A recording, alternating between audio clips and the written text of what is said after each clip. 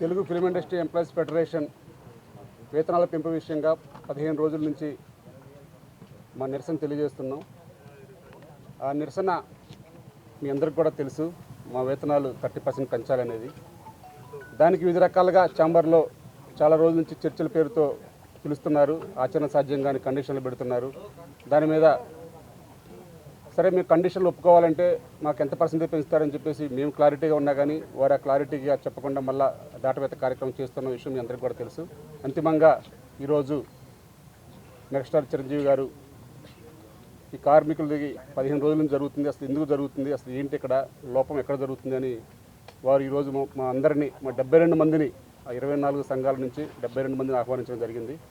వారు ఈ 2 గంటల సేపు కూడా అసలు మీ కష్టాలు ఏంటి అని ప్రతి ఒక్క యూనియన్ నుంచి, ప్రతి ఒక్క యూనియన్ సభ్యుల నుంచి వారి యొక్క వివరణ అంతా పూర్తిగా తెలుసుకున్న తర్వాత వారు ఒకటే చెప్పడం జరిగింది. ఏది ఏమైనా అటు నిర్మాత బాగుండాలి, కార్మికులు బాగుండాలి. మీ సమస్యలన్నిటికీ కూడా వెంటనే ఒక 2 రోజుల్లో మనం పరిష్కరించే విధంగా, ఏ విధంగా అయితే మీకు న్యాయం జరుగుతుందని మమ్మల్ని అన్ని వారు వివరంగా అడిగిన పిదప మేము అంతా క్లారిటీగా చెప్పడం జరిగింది. సరే, ఇలా మాకు వేతనాల పెంపు విషయంలో మేము ఎప్పుడు క్లారిటీగా ఉన్నాము, కానీ మా మీద చాలా నిందలు వేస్తూ ఉన్నారు. మేము అడిగిన దాంట్లో న్యాయం ఉంది అని మేము వారికి పూర్తిగా వివరించడం జరిగింది. కానీ వారికి వివిధ రకాలుగా వారి సమస్యలు వారు చెప్పారు, నిర్మాతలు కానీ ఇంక నిన్న మొన్న వచ్చిన వారందరూ కూడా. మా సమస్యలు కూడా ఈరోజు చెప్పాం కాబట్టి వారు కూడా రేపు కానీ ఎల్లుండి కానీ ఈ సమస్య పరిష్కరిస్తామని చెప్పడం జరిగింది. వారు కూడా సేమ్ కండిషన్ల గురించి పూర్తిగా మాట్లాడారు. మేము కూడా కండిషన్ల గురించి ఒక ఫ్లెక్సిబిలిటీగా ఎలా ఉండాలి ఏంటి అనేది క్లారిటీగా మాట్లాడాం. ఏదేమైనా మనందరం కూడా ఒక కుటుంబం, ఆ కుటుంబం అనేది మన ఛాంబర్ సమక్షంలో మేమందరం కూడా ఉన్నాం కాబట్టి మేము ఒక సయోధ్యగా వెళ్ళడానికి మాకు కూడా కొన్ని సూచనలు చేయమని చెప్పడం జరిగింది. అవన్నీ కూడా మేము, వీరశంకర్ గారు, అమ్మిరాజు గారు, అలెక్స్ గారు, అలాగే మా కమిటీ సభ్యులందరూ కూడా మొత్తం కూడా ఏదేమైనా మా వర్కర్స్కి న్యాయం జరగాలి, అలాగే నిర్మాత బాగుండాలని మేము కూడా వారికి చెప్పడం జరిగింది. ఏదైనా రేపు కానీ ఎల్లుండి కానీ ఈ సమస్యకి పరిష్కారం ఇక్కడ దొరుకుతుందని మేము ఆశిస్తున్నాం.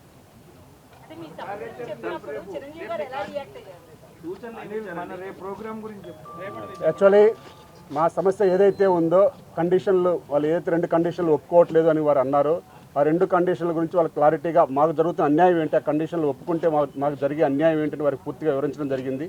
సరే, సండేల గురించి మేము ఆలోచిస్తామని కూడా చెప్పాము. సండే వాళ్ళు ఏదైతే అడిగారో 3 సండేలు మాకు కావాలి అని, ఆ 3 సండేల్లో మేము కొన్ని వెసులుబాటు ఇవ్వడం జరిగింది. అది కూడా మేము రేపు అంతిమంగా రేపు ఒక మీటింగ్ పెట్టుకున్నామండి. మేము వర్కర్స్ అందరం కూడా ఒక బహిరంగ సమావేశంలాగా పెట్టుకున్నాం. 24 యూనియన్ల సర్వసభ్య సమావేశంలాగా అందరం కూడా ఒక దగ్గర కలిసి ఈ కండిషన్ల గురించి వారందరూ కూడా మా సభ్యులందరికీ ఎక్స్ప్లెయిన్ చేస్తామని చెప్పాము. కంపల్సరీ పెట్టుకోండి, పెట్టాలి కూడా, అందరికి కూడా తెలియాలని కూడా వారు చెప్పారు. కాబట్టి ఏదైతే వాళ్ళు సండేలు అన్నారో సండేలకు మేము ఫ్లెక్సిబిలిటీ ఇస్తామని చెప్పాము. ఆ ఫ్లెక్సిబిలిటీ కూడా రేపు సభ్యులతో మాట్లాడి వచ్చిన తర్వాత చెప్తామని చెప్పాము. అలాగే 9 to 9 కాల్ షీట్ గురించి పూర్తిగా మాకు దానివల్ల ఎలా లాస్ అవుతుంది, ఎలా కొన్ని యూనియన్లకు బెనిఫిట్ అవుతుంది, అసలు బెనిఫిట్ కాని యూనియన్లు ఏంటి అనేది కూడా క్లారిటీగా మేము అంతిమంగా ఒకటే చెప్పాము. మాకు దానివల్ల ఎంత లాస్ అవుతాము, దానివల్ల ఏంటి, ఆ లాస్కు సంబంధించిన బెనిఫిట్ ఏంటి అన్నీ కూడా క్లారిటీగా వారికి వివరించడం జరిగింది. ఏదేమైనా మా కష్టాన్నంతా కూడా ఈరోజు చాలా కూలంకుషంగా 2 గంటల సేపు ప్రతి ఒక్క యూనియన్లో ఉన్న జరుగుతున్న సమస్యలు ఏంటి, మా మీద పడ్డ నిందలు ఏంటి, మమ్మల్ని ఏ విధంగా కార్డుల విషయంలో కానీ ఇంకా వివిధ రకాల అంశాల్లో ఈ మధ్యకాలంలో వచ్చిన ప్రతి ఒక్క అంశాన్ని కూడా వారు లేవనెత్తారు. ప్రతి దానికి కూడా మేము కూలంకుషంగా వారికి వివరించడం జరిగింది. అంతిమంగా రేపు పబ్లిక్ అందరికి చెప్పిన తర్వాత మరలా ఒక 5గురిని రమ్మని చెప్పారు. మా సైడ్ నుంచి ఒక 5గురు, వాళ్ళ సైడ్ నుంచి ఒక 5గురు వస్తాను, నేను పిలుస్తాను. అంతిమంగా సమస్య పరిష్కారం చేద్దాం. ఏదున్నా మన ఛాంబర్, కౌన్సిల్ మనందరం కూడా కలిసికట్టుగా పనిచేసుకోవాలి. ఏదున్నా నా దాకా వచ్చి మీరు సమస్య ఇప్పుడు వివరించడానికి ఎప్పుడైనా సరే నా డోర్లు తెరిచే ఉంటాయి అని వారు చాలా, అసలు ఈరోజు చాలా ఆనందంగా ఉంది. ఎందుకంటే వివరంగా ప్రతి ఒక్క యూనియన్లో ఏం జరుగుతుంది, అసలు ఎక్కడ ప్రాబ్లం ఉందనేది వారు అడగడం మా అందరికి కూడా చాలా సంతోషకరంగా ఉంది. రేపు నిరసన కార్యక్రమం ఉందా? ఉందండి. నిరసన కాదు, జనరల్ బాడీ. రేపు జనరల్ బాడీ, మా నిరసన ప్లస్ మా జనరల్ బాడీలో అన్ని సమస్యలు మా పబ్లిక్కి వివరించడానికి, అక్కడ ఏదైతే ఈ 2 కండిషన్లు ఉన్నాయో ఆదివారాలు కానీ, అలాగే ఏదైతే 9 to 9 కాల్ షీట్ అని వారు అంటున్నారో ఆ 9 to 9 కాల్ షీట్ కూడా సభ్యులందరికీ చెప్పి, అక్కడ వారి నిర్మాతల గురించి, వారి సమస్యల గురించి కూడా చెప్పారు. ఆ సమస్యలన్నీ కూడా మేము అక్కడ అందరికీ వివరించి, మా సభ్యులందరికీ వివరించి, ఆ తదుపరి మేము ఇక్కడ వచ్చి వారి సభ్యుల యొక్క నిర్ణయాన్ని మీకు తెలియజేస్తామని చెప్పాం. దానికి కూడా వారు ఆమోదం తెలపడం జరిగింది. ఏదేమైనా సమస్య త్వరగా పరిష్కారం కావాలని మేము కూడా ఆశిస్తున్నాం. ఇప్పుడే ఛాంబర్ నుంచి కూడా పిలుపు వచ్చింది, మేము మాట్లాడుతున్నాం ఛాంబర్లో, వీరికి కూడా ఛాంబర్కి రావాలని చెప్పారు. కాబట్టి ఏదైనా మరి రేపు మా తరపున అయితే మా నిరసన కంపల్సరీ, ఆ నిరసన అనకుండానే మా సర్వసభ్య సమావేశం లాగా అందరం కూడా ఒక ఐక్య వేదిక లాగా ఏర్పడి మాకు జరుగుతున్న అన్యాయాన్ని కానీ మాకు జరగవలసిన న్యాయాలు కానీ అన్నీ కూడా అక్కడ కూలంకుషంగా సభ్యుల సమక్షంలో చర్చించి ఒక నిర్ణయం తీసుకుంటామని మేము ఏంటండి మాకు జనరల్ బాడీ సమావేశం చెప్తున్నానండి చెప్తున్నాను ఏదండి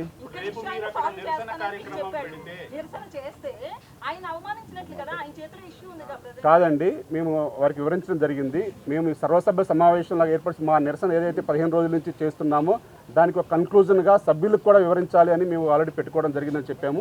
దాన్ని సభ్యులకు వివరించాలి, అది మంచి పనే, మీరు చేస్తుంది కూడా మంచి పని కాబట్టి అది చేయండి తప్పనిసరిగా సభ్యులందరూ వివరించండి.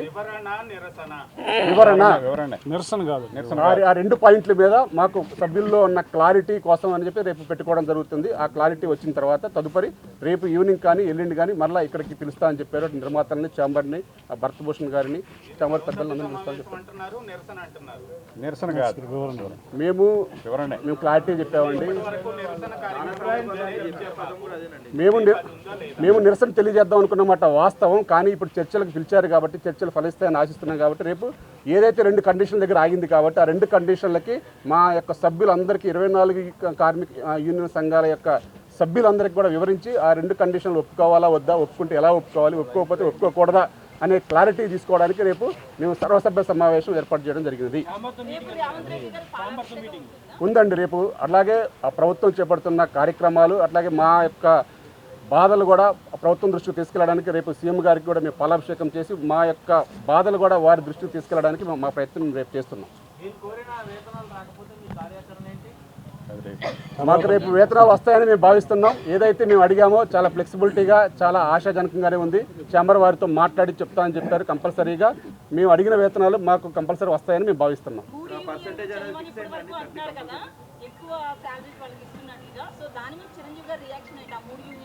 ఆ 3 యూనియన్లో కూడా అంతర్భాగమే. కంపల్సరీ వారికి కూడా న్యాయం చేయాలని చెప్పి చిరంజీవి గారు చెప్పడం జరిగింది. అది చాలా హర్షణీయం. ఎందుకంటే అట్లా విడగొట్టడం కరెక్ట్ కాదు. వారి పర్సంటేజ్లో ఏమైనా మార్పులు ఉంటే కనుక కూర్చొని మాట్లాడాలి తప్ప వారి ముగ్గురికి పెంచమంటం కరెక్ట్ కాదు. అది నేను మాట్లాడతానని చెప్పారు. తప్పనిసరిగా వారి ముగ్గురికి కూడా పెరుగుతాయి వేతనాలు. ఇంకా ఇప్పుడు మమ్మల్ని రమ్మన్నారు. ఇప్పుడు ఫోన్లో మాట్లాడతారు. ఎప్పుడు అనేది సమయం చెప్తారు వాళ్ళు. కానీ రేపైతే మాత్రం మాకు కార్యక్రమం ఉందని చెప్పాము. వారు కూడా పెట్టుకోమని చెప్పారు. అంటే ఛాంబర్ ఓ పక్క చిరంజీవిని మీరు కలుస్తున్నారు.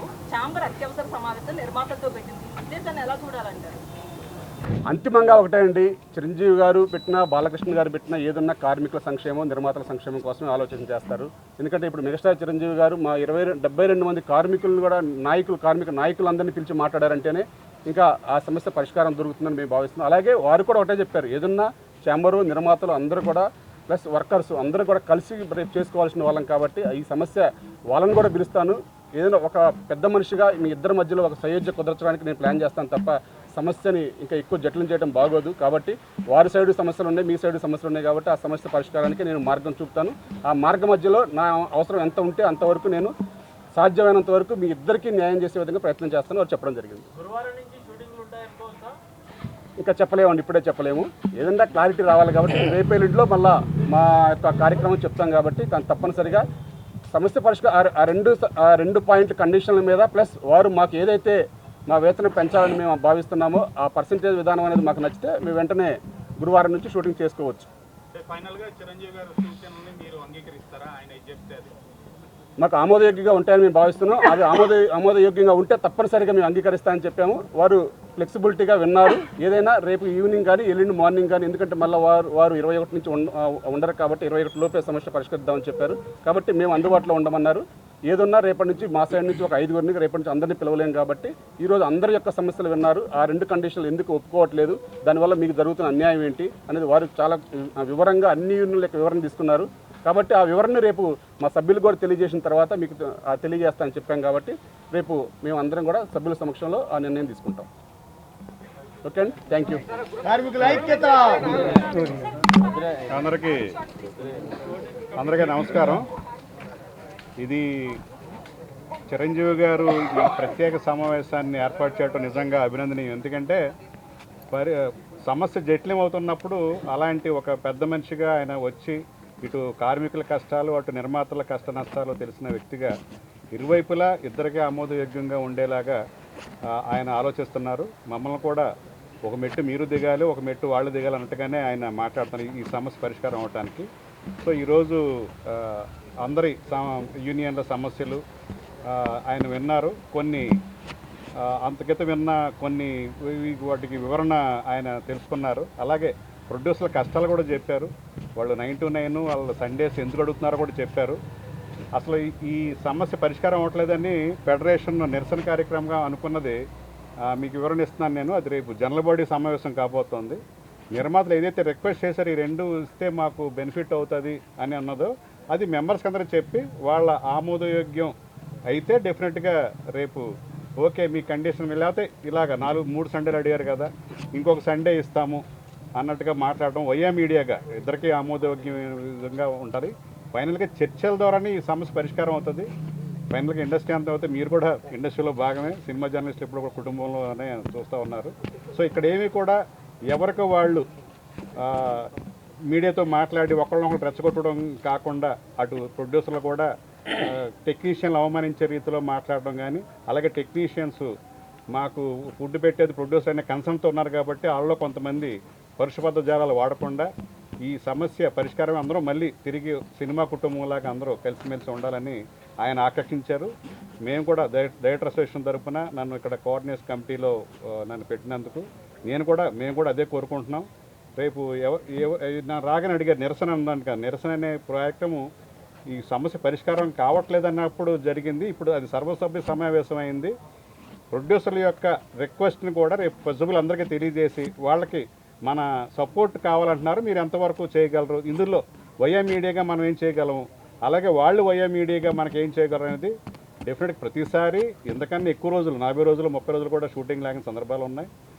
మద్రాసులో కూడా చాలా సందర్భాలు ఇలా జరిగినాయి. ఇదేం కొత్త కాదు. కాకపోతే ఈసారి మా ఇప్పుడున్న పరిస్థితి ట్రేడ్ ప్రకారంగా మా కష్టాలను అర్థం చేసుకోవడానికి ప్రొడ్యూసర్లు రిక్వెస్ట్ చేస్తున్నారు, అలాగే చిన్న నిర్మాతల రిక్వెస్ట్ ఉంది. ఇవన్నిటిని ఆలోచించిన అలాగే టెక్నీషియన్ల కష్టాలు ఉన్నాయి. ఇందులో ఒక 5-6 యూనియన్లు ఈ 12 గంటలే కాకుండా ముందు ఒక 2 గంటల తర్వాత 2 గంటలు కూడా కష్టపడేవాళ్ళు ఉన్నారు. సో కేటగిరికల్గా ఇలాగ మొత్తం 24 క్రాఫ్ట్స్ యొక్క సమస్య కాదండి ఇప్పుడు ఈరోజు మాట్లాడుతుంది. అందులో 13 యూనియన్సే డైలీ వేజెస్ ఉన్నారు.